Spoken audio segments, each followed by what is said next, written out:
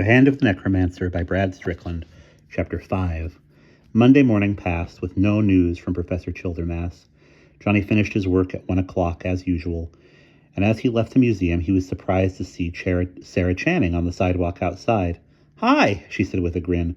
She was wearing jeans, sneakers, and a vastly oversized University of Minnesota football jersey. "So can I tour the museum or what?" "Sure," said Johnny. "Only we'll have to do it right now because the museum closes at 2 on Mondays and Wednesdays." "Is that why you're here?" "Nope," returned Sarah. "Been helping my dad move books into his new office. He's shelving them now, so my job's done. I'm just the pack animal." A few other people milled about in the museum, but not many. Johnny showed Sarah the Sofa and Soba Peabody room, the Colonial Life room, and the other exhibits on the first and second floors. Last of all, they went upstairs to the Curiosities room. Sarah didn't seem very impressed by the displays there. They went downstairs together. "Oh, by the way," said Sarah, "we're getting off phone today. The phone man was there when Dad and I packed the station wagon this morning. I'll call you tonight, okay?" "Sure," Johnny replied. Sarah said she had to go see if her dad had finished, waved goodbye as she crossed the street. Johnny got on his bike, but before he pushed off from the curb, Mrs. Farrington's sharp voice called his name. He got off his bike, surprised. "Yes, Miss Farrington?" the stern-faced curator sniffed. "I have a small job for you if you want to earn a little overtime pay." Yes, I would. I'll put this away." Johnny rolled his bike around to the bike stand beside the building. Then he returned to the front of the museum, where Miss Farrington waited for him. "What is it?" he asked, going back up the steps. Miss Farrington glanced at her wristwatch. "The delivery service is dropping off a carton of cleaning supplies. They will have to be unpacked and stored. I must go to a meeting of the Dustin Heights Historical Society, so I cannot remain here. I want you to open the loading door, sign for the carton, and then put the supplies away. Can you do that?" Yes, Miss Farrington," replied Johnny. Miss Farrington gave him a small key ring with just 3 keys on it. "This one unlocks the loading door. This one unlocks my office. After you finish, put the keys on my desk. I'll leave the office door in the front room. I'll leave my office door and the front door set to lock when you close them. Put a note on my desk telling me how late you have to stay, and I'll add that much to your pay on Friday." It didn't sound hard. Miss Farrington left, and at first the empty museum seemed spooky. Johnny kept hearing creaks and faint groans, but they were just the sounds of the old house settling. He wished he had a radio to keep him company, but the best he could do was to go round up a few copies of Yankee magazine. He leafed through these, growing more and more nervous. Finally, at about 2:50, he heard the buzzer that was connected to the rear loading door. He hurried to unlock it. A man waited there with a clipboard and a big cardboard carton. "Hi, Captain," said the man, who wore a khaki uniform of a delivery company. "You want to sign for this stuff?" Johnny signed the receipt and carried the carton inside. He unpacked all the items it contained: sweeping compound, toilet paper, furniture polish, window cleaner, and other supplies. He put most of the supplies on the shelves of the janitor's closet on the first floor, but he took a gallon jug of liquid soap around to fill up all the dispensers in the restrooms. He checked his watch. It was 4 minutes after 3. He left a note on Miss Farrington's desk, placed the key ring on top of it, and carefully closed both her office door and the front door as he left.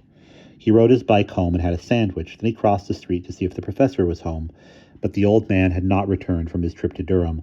Later that afternoon, the professor reappeared, but a furniture van pulled up just as he drove into his garage, and the professor had to supervise the unloading. He didn't have time to talk to Johnny.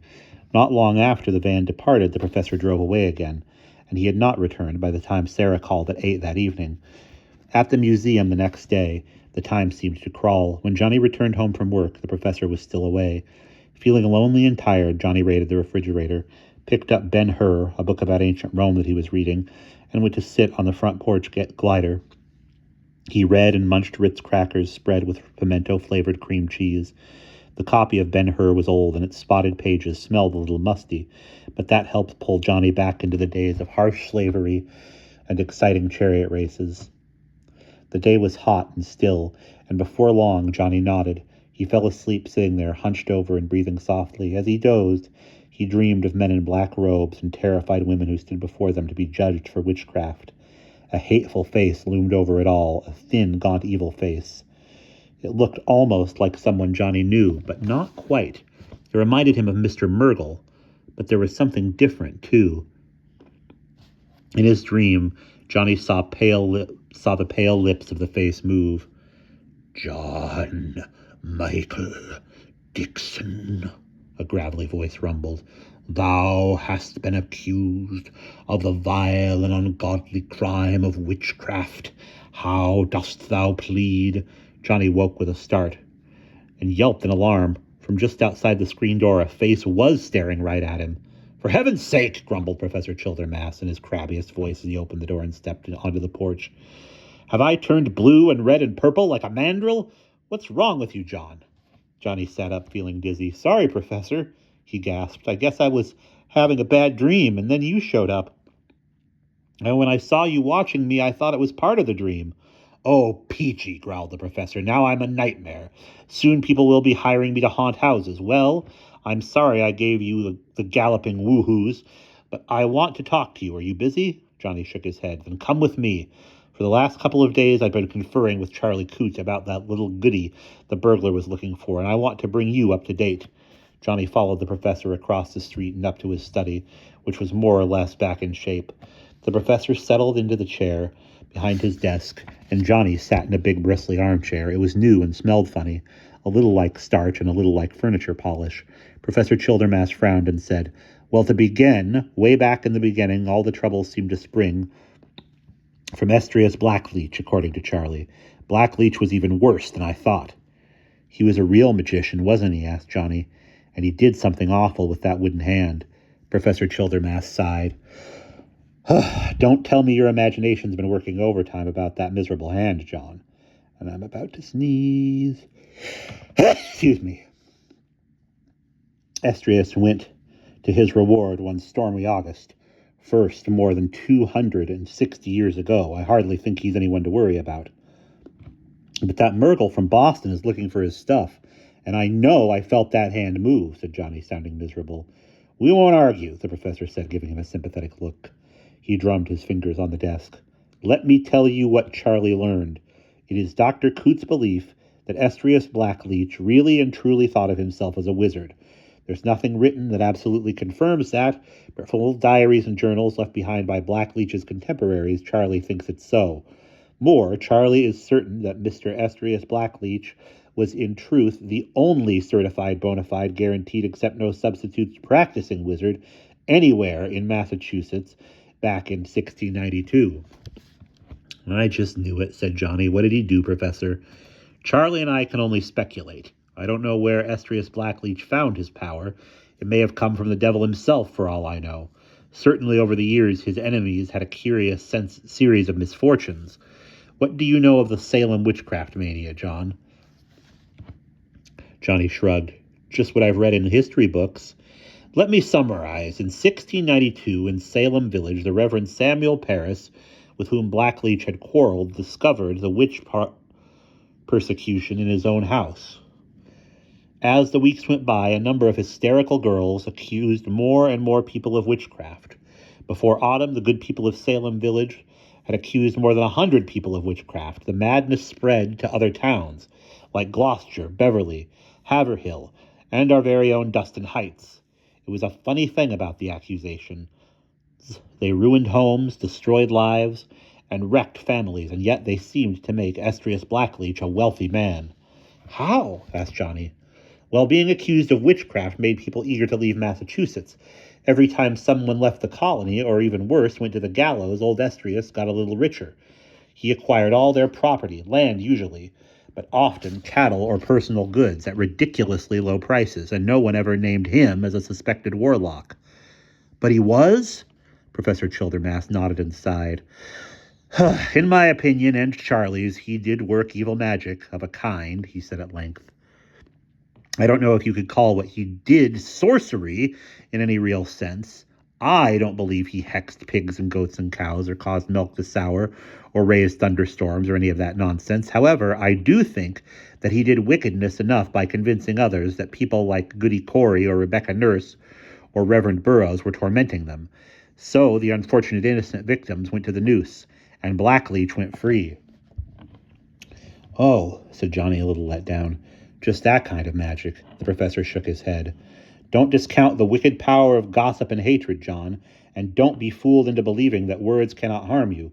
People who think that magic works as the Salem villagers did find that it really does work. A hex spell kills its victim precisely because the victim believes in the spell.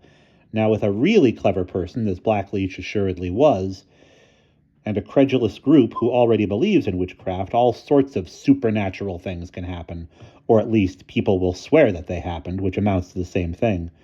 But does any of this help you? Knowledge always helps, John. Now, Charlie is tracking down a crumbly old manuscript that is supposed to be a first-hand account of Blackleach's devilry. That may tell us more. Until then, I'll stand on what I know about the old reprobate.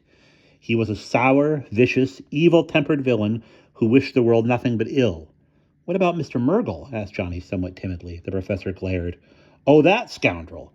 I told the police to check him out, and he has an ironclad alibi. He lives in a hotel in Boston, and according to the manager, Mr. Murgle was having lunch in his room about the time my house was burgled. The police reached him at his hotel address. You see, he's doing research in the libraries down there. He admitted to going to Gudge Museum, but says he was just looking at the possessions that Blackleach used to own to get in the proper spirit to write about the man. Ha! I can spot a phony a mile away. Whatever our precious Mr. Murgle may be, he is definitely not a historian. Trust me, John, you know more about the colonial period than that blasted blowhard does. Johnny shifted uncomfortably in his armchair. I'm worried, he said. Mr. Murgle didn't act sane, Professor. He was, well, spooky. Professor Childermass's face glowed a malignant, magnificent red, and his mutton chops bristled alarmingly. I have yet to encounter a foe as formidable as I, he said with menacing softness. If that man puts one foot on Fillmore Street, I shall deal with him. As for the late unlamented Mr. Estrius Blackleach, he passed away nearly 300 years ago. The professor broke off, a strange expression coming over his face. Odd, he murmured. I never thought of that before. Most odd. What? Asked Johnny, far from reassured. Blackleach's death, muttered Professor Childermass. According to Charlie's books, he died at 12 midnight during a freakish and terrible thunderstorm on a summer night in 1692. The date was August 1st. Johnny felt goosebumps marching up his arms. Lammas! The professor's eyes glittered and he nodded. You've read about such things too, I see. Yes, Lammas, one of the 4 high Sabbaths or feast days of the witches. A fitting night for the devil to claim his own, or perhaps just a cosmic joke. The professor gave a wry grin, but his tone sounded serious. Very, very serious indeed. And that's the end of chapter 5.